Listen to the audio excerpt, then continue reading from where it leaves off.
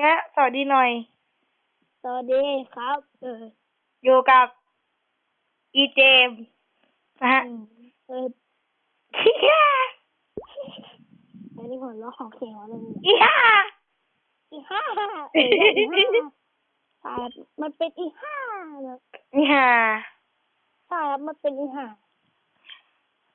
อ้าวเชี่ยเดี๋ยวกูฟัดโทรศัพท์ทิ้งแม่งเลย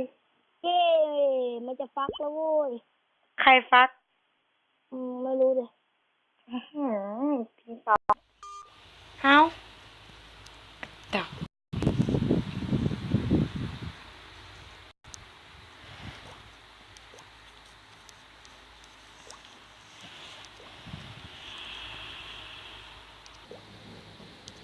โอเคน่าจากเมื่อกี้ก็เราได้มีฟังเสียงของคุณเจมนะฮะคือเราแอบอ่านนะเขาคงจะรู้แล้วแหละเมื่อกี้ตอนคลิปแรกที่เราอ่านตอนสักพักเราเพิ่งลบไปแล้วนะ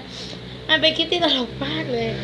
คือเราแบบแก้เขาว่าเราแบบเราลบเกมไปแล้วนะเกมนี้เราลบไปแล้วนะเขาจริงไหมไม่ลบนี่นะเลยไม่รู้ทีนะโอเคฮะก็วันนี้ก็จะมาบอกไอพีเซอร์สำหรับคนที่ยังไม่ใช่รู้เลยสักนิดจะไม่รู้เลยสักนิดหนึ่งนะใครลงอะไรอยู่วะ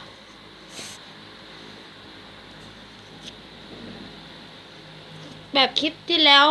ไม่รู้ว่ารหัสเซิร์ฟมันชื่ออะไรกันแน่นะก็ให้บอกรหัสเซิร์ฟนะจะบอกว่าไหมครับเซิร์ฟนี้มันเล่นได้1.0.4กับ1.0.3นะนี่นะเราบอก IP เซฟเลย IP เซิร์ฟนี่นะ scpk ddns .net โอเคนะก็บอกแล้วนะคือไอพวกนี้ก็เป็นเกี่ยวกับ IP เซิร์ฟนะก็ให้ลองกันดูนะจะได้เจอกันนะเด้อบ๊ายบายจ้า